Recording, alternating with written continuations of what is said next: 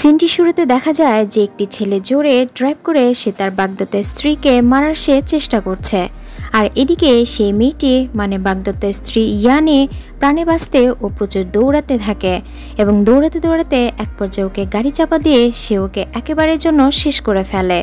আর সেই নরপশু হবু স্বামীর নাম হচ্ছে লুমিং। এবং তারপরে ইয়ানের শেষকৃত্যের সামনে লুমিং এবং তার এই গার্লফ্রেন্ড জিয়াও খুশিতে ওরা আত্মহারা হয়ে যায়, এই ভেবে যে এখন থেকে ওদের এই অবৈধ প্রেমে তার বাগদত্তের স্ত্রী আর কোনোদিনই বাধা দিতে পারবে না। এমনকি ইয়ানির সমস্ত সম্পদও বিশ্বাসঘাতক লুমিং একাই ভোগ করবে, সাথে তার গার্লফ্রেন্ডও। কিন্তু এত সুখ যে ওদের কপালে নেই তা ওরা কিছুতেই জানতো না। কিন্তু তার আগে কেন এই মৃত্যু সেটা আমরা আগে জেনে নেই। ইয়ানি হচ্ছে একজন পপুলার অভিনেত্রী, আর ওকে দিয়ে লুমিং ইন্ডাস্ট্রিতে সে প্রচুর অর্থ আয় করে, কারণ একমাত্র জনপ্রিয়তার কারণে সবাই তার ইন্ডাস্ট্রিতে প্রচুর বিনিয়োগ করে। আর এদিকে ইয়ানি লুমিংয়ের ভালোবাসার ফাঁদে ও পা দেওয়ায় তখনও এটা জানতো না যে লুমিং একই ইন্ডাস্ট্রিতে থাকা ওরই বান্ধবী জিয়াওর সাথে তার অবৈধ প্রেম এবং শারীরিক সম্পর্ক চলছে। কিন্তু জিয়াও ঠিকই জেনে শুনে ও লুমিংয়ের সাথে সম্পর্ক করায় ও ইয়ানিকে মোটেও দেখতে পারত না, যার কারণে ওকে অনেক হিংসে করায় জিয়াও শুটিংয়ের অভিনয়ের দোহাই দিয়ে ও প্রায় ইয়ানির গায়ে প্রচণ্ড রকমের আঘাত করত, শুধুমাত্র ওর জেদ পূরণ করতে। কিন্তু ইয়ানি তখনও বুঝতো না যে জিয়া ওর সাথে কেন এমন আচরণ করে।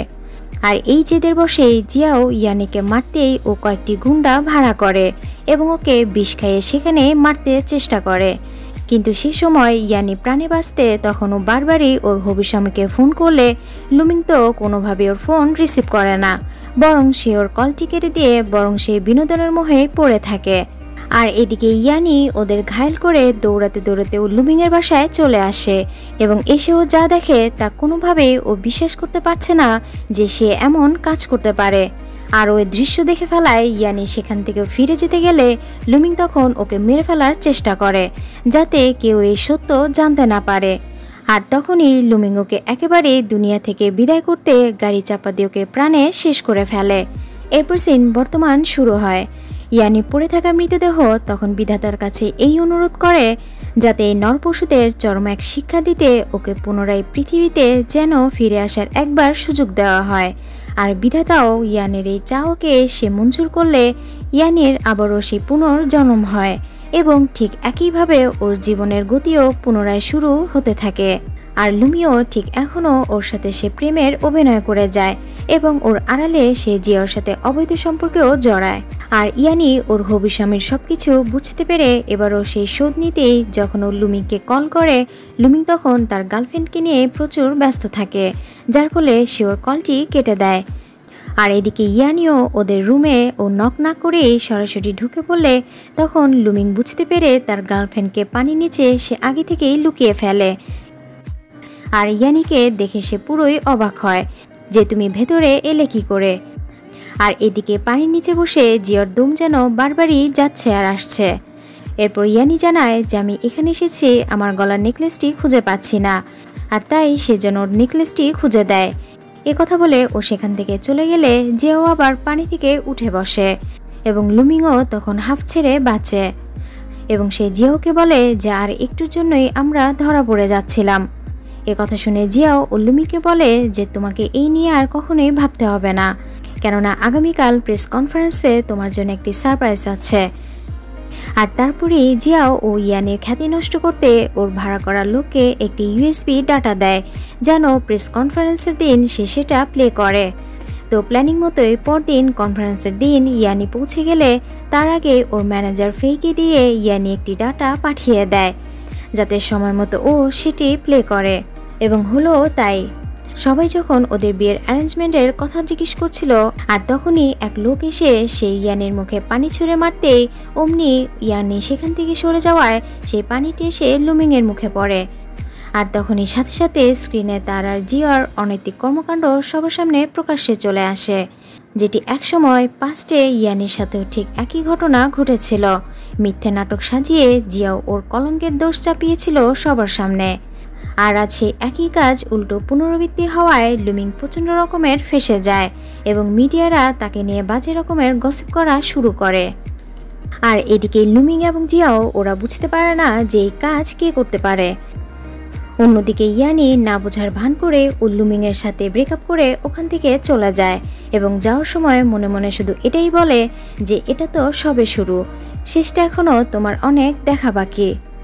আর এরপর দিন থেকেই লুমিংয়ের কোম্পানিতে বাজে রকমের প্রভাব পড়তে শুরু করে এবং তার খ্যাতিও আরও কুখ্যাতি হতে থাকে, যার কারণে কোনো উপায় না পেয়ে লুমিং ইয়ানের পায়ে পর্যন্ত পড়ে যেন ও তাকে ছেড়ে না যায়, নয়তো তার ইন্ডাস্ট্রি আরও তোপের মুখে পড়বে, কারণ তার এখানে অনেকে টাকা বিনিয়োগ করেছে।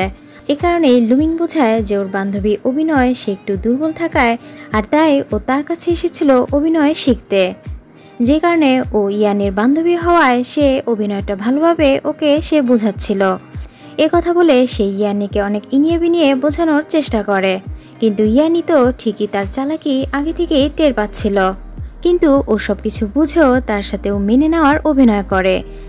পরদিন ওর শুটিং স্পটে এলে এরই মাঝখানে গুয়ানজি নামে এক তরুণ বিজনেসম্যানের আগমন হয়, যার নিজস্ব গ্রুপে তার অনেক খ্যাতি আছে আর তার খ্যাতি দেখেই তার ইন্ডাস্ট্রিতে অনেকে ইনভেস্ট করে। আর এদিকে গুয়ানজিকে দেখে ইয়ানি চিনতে পারে যে অতীতে তার সম্পর্কে অনেক কিছু শুনেছে, এমনকি ওর পুনর্জন্মের আগে ও তার মৃত্যুর কথাও শুনেছিল। এরপর ইয়ানির শুটিং শুরু হলে ও জিয়াওকে ঠিক একই কষে মারা থাপ্পড় ও আজ জিয়াওকে ফিরিয়ে দেয়, কারণ এই থাপ্পড়টি অতীতে জিয়াও একদিন ওকে মেরেছিল ওর জেদ পূরণ করতে। আর সেই সুযোগ ফিরে পাওয়ায় ইয়ানি অভিনয়ের অজুহাত দেখিয়ে ওকে এক থাপ্পড়ের জায়গায় 5-5টি থাপ্পড় মারতে থাকে, যেটা আশেপাশে থাকা কেউ সেটি বুঝতে পারে না। আর এদিকে জিয়াও তো এর কিছুইও বুঝতে পারে না, বিধায় শুধুমাত্র মুখিয়ে থাকে ও কখন ইয়ানির উপর আবারও এই শোধ পুনরায় উঠাতে পারবে। এরপর ও এই ব্যাপারটি লুমিংকে এসে জানালে লুমিং তো উল্টো ওর উপর আরও রাগ দেখাতে থাকে যে আজ যা কিছু হয়েছে একমাত্র ওর জন্যই তার খ্যাতি নষ্ট হয়েছে, আর তার উপরে ও আজ আবারও আরেক অভিযোগ নিয়ে এসেছে, যার কারণে ও পাত্তা না পাওয়ায় লুমিংকে তখনও কাছে টানার প্রলুব্ধ করে, বাট তাতেও কোনো কাজ হয় না, বরং লুমিং ওকে সেখান থেকে বের করে দেয়।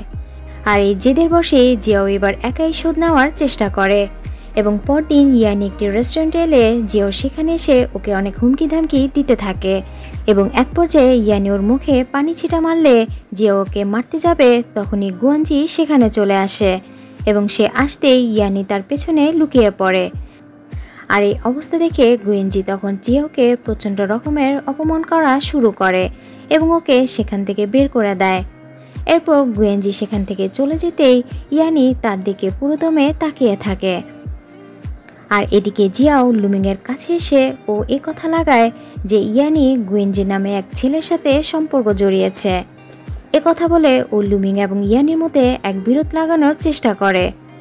অন্যদিকে তো ইয়ানি খুব জরুরিভাবে গুয়েনজির কাছে যায় এক জরুরি কথা বলতে, এটা যে সে যেন আজ এই সুইমিং পুলে না নামে, নয়তো এতে তার মৃত্যু হবে। কিন্তু গুয়েনজি কথা কোনোভাবেই বিশ্বাস করে না, বরং সে ওর কথা অগ্রাহ্য করেই ওই সুইমিং পুলে নামে এবং নামার কিছুক্ষণ পরে সে সেখানে ডুবতে শুরু করে। আর তখনই ইয়ানি ও পানিতে নেমে সাঁতরে তাকে বাঁচায়। আর তার জীবন বাঁচানোর কারণেই তখন গুয়েনজি জিজ্ঞেস করে যে এর বিনিময়ে তুমি কী চাও। ইয়ানি বলে যে আমি লুমিংয়ের কোম্পানি ছেড়ে তোমার কোম্পানিতে জয়েন করতে চাই, কেননা ও চায় লুমিংয়ের কোম্পানি পুরোপুরি ধ্বংস হোক। তখন গুয়েনজির ইচ্ছাটাকে সে অ্যাকসেপ্ট করে। আর এদিকে ইয়ানিকে ক্ষতি করতে জিও এবার আরেক প্ল্যান করা শুরু করে এবং পরদিনই ইয়ানিং শুটিং থাকলে তখনই একটি ছোট্ট ছেলে দৌড়ে এসে ইয়ানিকে মা বলতে থাকে। আর ওই মুহূর্তে ইয়ানের মাও সে দৌড়ে ছুটে আসে এবং সন্তানটিকে সে কোলে তুলে কাঁদতে কাঁদতে বলে যে ও তাকে মা হিসেবে অস্বীকার করতে পারে, কিন্তু ওর ছেলেটিকে ও কিভাবে বঞ্চিত করছে। একথা শুনে ইয়ানি তো এসবের ও কিছুই বুঝতে পারে না। আর ওই ফাঁকে জিও এসে আগুনে ও তেল ঢেলে আরও উস্কে দেওয়ার চেষ্টা করে, যেখানে ইয়ানি ও চুপচাপ বরং সেখানে দাঁড়িয়ে থাকে, কেননা আগে থেকে জিও ওর মাকে টাকা দিয়ে ও বশ করিয়েছে, যেটা ইয়ানি বুঝতে না পারার কারণে ওকে এই মিথ্যে নাটকে ফাঁসানো হচ্ছে। আর তখনই গুয়েনজি আসে এবং এই ছেলেটি ইয়ানের বায়োলজিক্যাল সন্তান কিনা জানতে ও একটি টেস্ট টিউব নিয়ে আসে। আর এই পরীক্ষা করতে শুনে মা তখন সাথে সাথে ভয় পেয়ে যায়। এরপর গুয়েনজি সবার সামনে এটাও প্রকাশ করে যে সে ইয়ানির আসল মা না বরং সৎ মা। আর ধরা পড়ে যাওয়ায় সে এবার জিয়ার পা ধরে বারবারই ওকে অনুরোধ করতে থাকে যেন তাকে জেলে না দেওয়া হয়। কিন্তু জিয়াও তো নিজের ফাঁদে নিজেই ফেঁসে যাওয়ার ভয়ে ও এই মিথ্যে বলে যে ও তাকে চেনে না। একথা শুনে ইয়ানির সৎমা ওখানে বসে তখন সে কাঁদতে শুরু করে। তো জিয়াও প্রত্যেকবারই এক এক ঘটনা ঘটিয়ে হেনস্থার শিকার হলে লুমিং দেখে তখন ওর উপর সে আরও চটে যায় এবং জিয়ার সাথে খারাপ আচরণ করা সে শুরু করে যে ওর জন্যই একমাত্র ইয়ানির সাথে তার সম্পর্ক আরও ক্রিটিক্যাল হচ্ছে। আর মাঝখান থেকে গুইঞ্জি এসে ইয়ানির মন কেড়ে নিচ্ছে। আর তাই এভাবে দিনের পর দিন চলতে থাকলে তার ইন্ডাস্ট্রির কি হবে। জিয়া তখন এটাই ভাবতে থাকে যে লুমিংয়ের ভালো করতে গিয়ে বরং ও লুমিংয়ের চোখে দিনকে দিন আরও খারাপ হয়ে যাচ্ছে। পরদিন লুমিং দেখে যে ইয়ানির সাথে গুইঞ্জি একই গাড়িতে বসে কথা বলছে। অমনি লুমিং তাতে সে চটে যায় এবং সাথে সাথে সে বাড়িতে এসে ইয়ানিকে গলা চেপে শাসাতে থাকে যে ও যেন তাকে ছাড়া কারোর সাথে সম্পর্কে না জড়ায়, নয়তো সে শেষ দেখে নেবে। কিন্তু ইয়ানি তো মনে মনে ও এটাই চেয়েছিল ওকে সে যেমন পূর্বে কষ্ট দিয়েছিল ঠিক সেই একই কষ্ট সেও যেন পাক। এরপর সে সেখান থেকে চলে যেতেই ইয়ানি আগে থেকে রাখা ও ক্যামেরাটি যত্ন করে রেখে দেয়। পরদিনও প্রেস ক্লাবে গেলে ইয়ানি ওর গলার আঘাতটি সাংবাদিকদের দেখাতে ও গলার ওড়নাটি বারবারই হাত দিতে থাকে। আর এই সন্দেহে জিয়া ওর গলার ওড়নাটি ও ছুঁড়ে ফেলে দিলে তখন উপস্থিত থাকা সবাই ওর গলার দাগ দেখে ফেলে এবং ধরেই নেয় যে হয়তো ওর হবু হাজব্যান্ড ওকে সে আঘাত করেছে। কিন্তু লুমিং তখনই সাথে সাথে তা অস্বীকার করলে আর তখনই স্ক্রিনে লুমিং এবং জিয়ার আবারও সেই অশ্লীলতার ছবি সবার কাছে তা দৃশ্যমান হয়ে যায়। আর লুমিংয়ে তো মান সম্মান পুরোদমে বলি দিয়ে মাথা তার পুরোদমে নিচু হয়ে যায়। আর এসব দেখে ইয়ানি তখন না বোঝার ভান করে ও সেখান থেকে রাগ করে চলে যেতে গেলে লুমিং ওর হাত ধরতে আবারও সেখানে গুইঞ্জি এসে ইয়ানিকে সে ছাড়িয়ে নিয়ে চলে যায়। তো বারবারই জিয়ার জন্য তার সবকিছু হারানোয় লুমিং এবার জিয়াকে তো দূরে সরাতে চাই, অন্যদিকে সে মেন্টাল অসুস্থে ভুগতে শুরু করে। পরদিন লুমিংয়ের কাছে আবারও এই খবর আসে যে ইয়ানি তার ইন্ডাস্ট্রি ছেড়ে ও এবার গুইঞ্জের গ্রুপে জয়েন করেছে। এটা শুনে তো লুমিং এবার আরও পাগল হয়ে যায় এবং সে দেউলিয়া হওয়ার ভয়ে ইয়ানিকে ফিরিয়ে আনতে বলে। আর এদিকে জিয়াও লুমিংয়ের মন জয় করতে তখন লুমিংকে এই বুদ্ধি দেয় যে ওর কাছে ভালো এক ক্লায়েন্ট আছে যে তার ইন্ডাস্ট্রিতে সে বিনিয়োগ করতে রাজি আছে। একথা শুনে তখন লুমিং তার গার্লফ্রেন্ডের কথা অনুযায়ী সে ক্লায়েন্টের সাথে দেখা করতে যায়। আর এদিকে ইয়ানি বাসায় বসে ও টিভিতে লুমিংয়ের শেয়ারের দর দিনকে দিন আরও পতন হতে দেখে। আর এটা দেখে তো ওর মন প্রচণ্ড রকমের খুশি হয়। অন্যদিকে লুমিং সেই ক্লায়েন্টের সাথে দেখা করতে এলে জিয়াং ওর রূপ দেখিয়ে তাকে প্রচুর পরিমাণে ড্রিঙ্কস করাতে থাকে যাতে সে ওদের সাথে ডিল করতে রাজি হয়।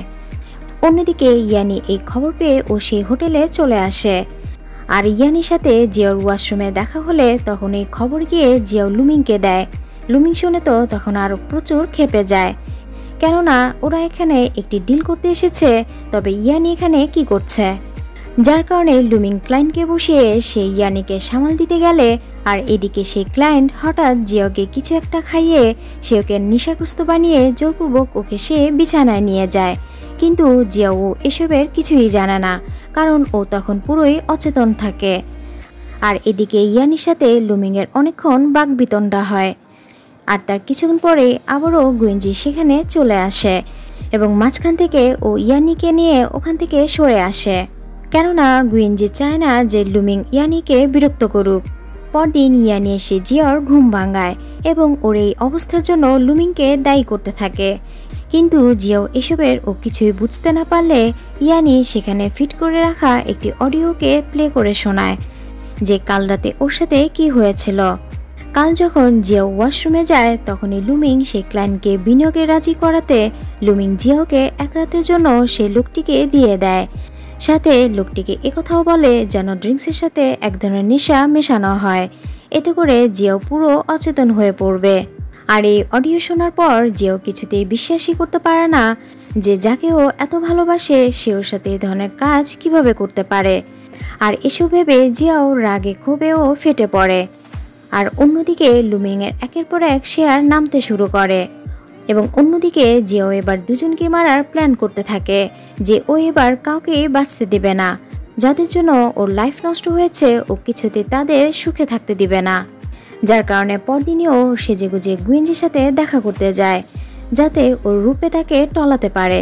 কিন্তু গুয়েঞ্জি তো ওকে দেখলে তার এতই ঘৃণা লাগে যে ওর মতো মেয়ে লুমিংয়ের সাথে সম্পর্ক করে এখন তাকে টলাতে এসেছে। আর তাই ও তার গায়ে স্পর্শ করায় সে নিজের গায়ের কোটটি পর্যন্ত খুলে ফেলে দেয়। এটা দেখে তো জিয়াও অপমানের রাগে ক্ষোভেও ফেটে পড়ে এবং তার কিছুক্ষণ পরে গুয়েঞ্জের কাছে কল আসে যে ইয়ানিকে কোথাও খুঁজে পাওয়া যাচ্ছে না। একথা শুনে তো গুয়েঞ্জি পুরোদমেই ও লুমিংকে সন্দেহ করে এবং দৌড়ে ও লুমিংয়ের কাছে ছুটে যায় এবং ও চলে যাওয়ার পরে জিয়া ওই দিকে মিটমিট করে হাসতে থাকে। এরপর গুয়েঞ্জি লোক লুমিংয়ের অফিসে গিয়ে তাকে ঘেরাও করে, কিন্তু লুমিং জানায় যে সে সেবার কিছুই জানে না। একথা শুনে গুয়েঞ্জি এবার ইয়ানিকে খুঁজতে অন্যত্রে চলে যায়।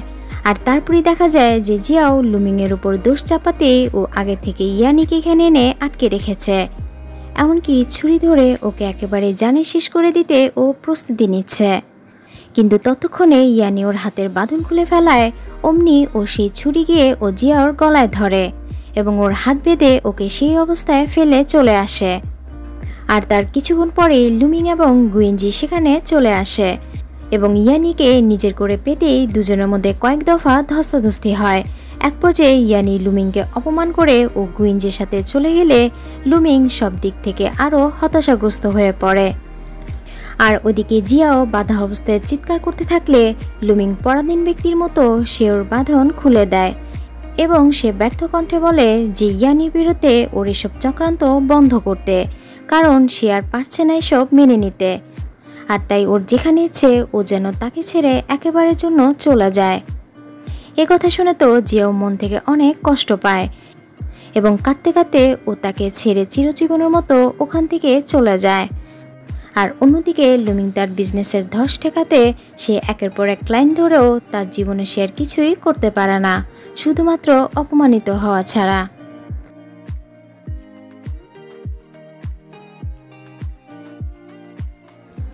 আর এদিকে গুয়েঞ্জি এবং ইয়ানি দুজন একে অন্যের প্রেমে পড়ে যায়। আর তারই সুবাদে একদিন গুয়েঞ্জি ওকে তার লাইফ পার্টনার হয়ে থাকার বিয়ের প্রস্তাব দেয় এবং ইয়ানিও হাসি মুখে সেই প্রস্তাবটি অ্যাকসেপ্ট করে।